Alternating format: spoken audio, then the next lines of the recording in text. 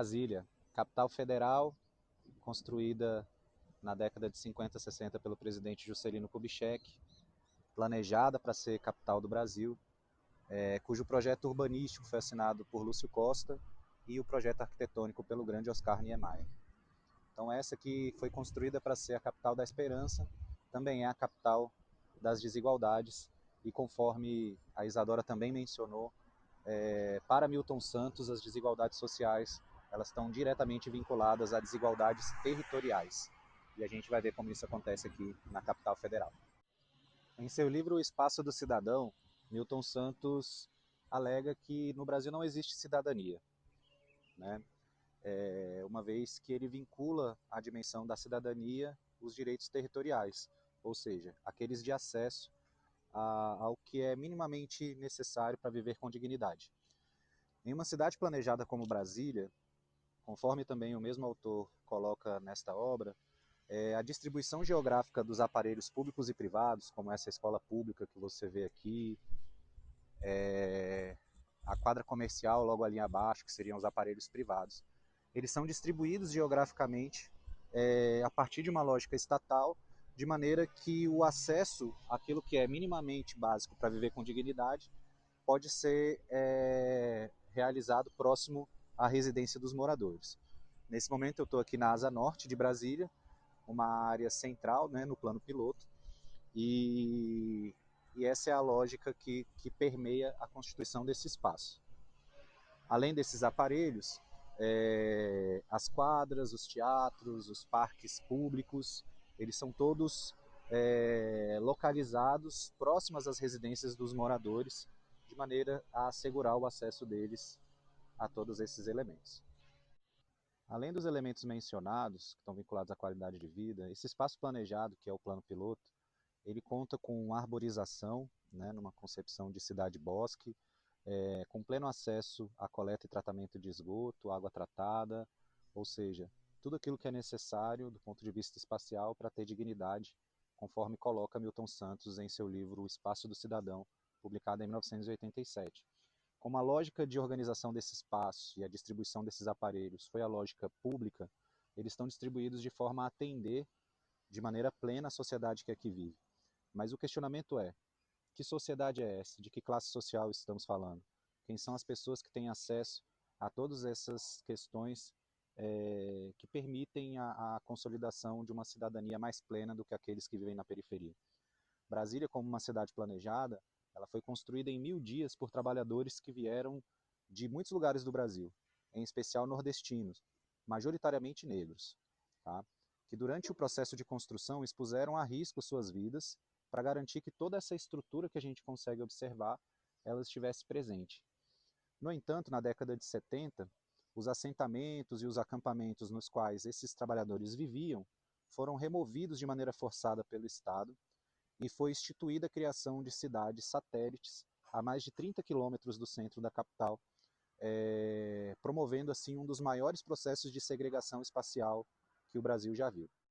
Nesse contexto, cidades como Sobradinho, Gama, Taguatinga, Ceilândia são fruto do processo dessa segregação promovida pelo Estado, no sentido de afastar os trabalhadores humildes, especialmente nordestinos, do centro da capital federal, trazendo essa lógica da modernidade, né, das binariedades, né, onde vive a riqueza, não pode viver a pobreza, certo?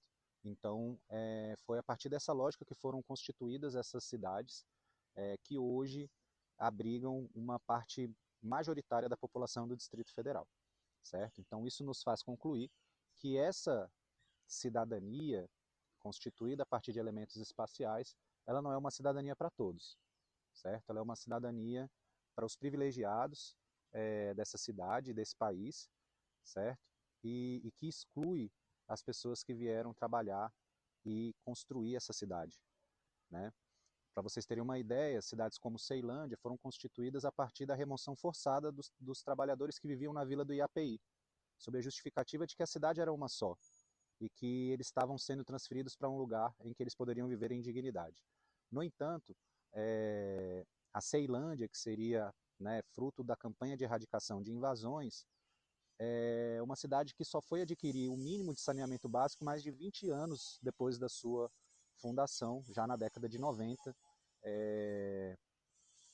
permitindo que a gente conclua então que essa população removida ela foi submetida a um processo de desumanização e de abandono num lugar distante dos principais postos de trabalho, sem o mínimo que era necessário para viver com dignidade. Sobradinho também foi igual, e a gente vai agora a uma comunidade da região de Sobradinho, ao norte do Distrito Federal, para mostrar para vocês as diferenças em termos de acesso a aparelhos públicos e privados e como a lógica do mercado, da especulação imobiliária acaba condicionando o desenvolvimento de lugares sem o mínimo daquilo que é básico para a sobrevivência das pessoas, com dignidade. De acordo com Milton Santos, quando o que norteia a lógica de distribuição dos aparelhos públicos e privados é o mercado, e aí no espaço urbano a gente sabe que por trás disso está a especulação imobiliária, há uma tendência de desigualdade no acesso a esses serviços, tendo em vista que a lógica do mercado impera sobre a sua localização, como, por exemplo, mercados consumidores, viabilidade econômica, entre outras questões. O Milton Santos ainda afirma que, em geral, quando não há esse tipo de viabilidade, existe uma maneira de digamos, contornar, né, que seria através da instalação de aparelhos de transporte público eficientes e baratos. O que não acontece com Brasília, que é uma das regiões do Brasil com o pior transporte público do país.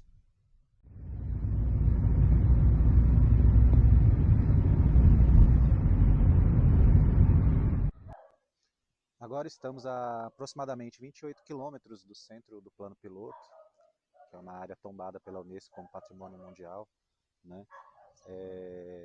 No setor habitacional Nova Colina. A cidade planejada para 500 mil habitantes, hoje em sua rede, conta com mais de 4 milhões. Né? E a lógica do crescimento urbano fora desse espaço tombado é a lógica da invasão de lotes, do parcelamento irregular de áreas rurais, né, que geram bairros cujo o acesso àquilo que é mínimo para sobreviver com dignidade se vê bastante dificultado. Em áreas como essa, aqui no Nova Colina, a gente tem a pavimentação asfáltica, mas há a inexistência de todo o processo de infraestrutura de saneamento básico, como o escoamento de águas pluviais, parques, arborização, como vocês podem ver, também não está presente, coleta e tratamento de esgoto, ou seja, muitos dos elementos que são vinculados a uma vida digna não estão presentes nesses territórios. E quando a gente conclui que esses territórios eles são formados a partir de um processo de segregação socioespacial promovida pelo Estado e que nesse processo há um recorte racial também muito presente, a gente pode definir então esses espaços como guetos, né? Para que vocês tenham uma ideia, os únicos aparelhos públicos presentes nessa região aqui da cidade é essa escola pública de anos iniciais e educação infantil, que é a Escola Classe 16 de Sobradinho, e logo ali adiante um centro de saúde da família, todos construídos nos últimos 10 anos. Né? Essa aqui é uma área que tem mais de 20 anos de existência. Né? Então, nesse sentido, essas pessoas elas estão segregadas do direito de viver com dignidade em espaços que concedam o mínimo, né, que é necessário para ter uma vida digna, certo? Confirmando então o que está escrito no livro Espaço Cidadão de Milton Santos, de que a cidadania, aqui não há cidadania, né? Se as pessoas elas não têm acesso ao mínimo que é para viver com qualidade do ponto de vista territorial, elas não têm acesso aos seus direitos territoriais, como definido pelo autor. E sem os seus direitos territoriais contemplados, a gente não pode dizer que haja aqui uma cidadania plena. Então podemos concluir que o Brasil, enquanto um dos países mais desiguais do mundo, né, conta com uma capital que é a cidade mais desigual do Brasil. E esse abismo, ele não é só um abismo de classe econômica e social, ele é um abismo também territorial. Em um raio de 30 quilômetros, a gente tem pessoas vivendo com uma infraestrutura compatível com os países mais pobres da comunidade internacional, enquanto outras pessoas que vivem próximas ao plano piloto ou no plano piloto gozam de uma qualidade de vida característica de países desenvolvidos, né? E isso tudo a partir daquilo que as pessoas têm acesso do ponto de vista territorial.